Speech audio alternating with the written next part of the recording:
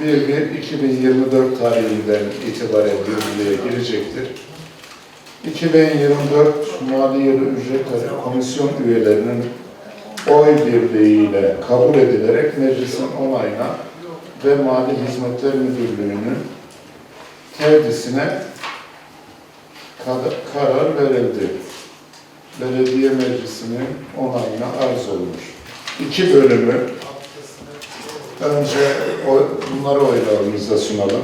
Kabul edenler kabul edilmiştir. Teşekkür ediyoruz.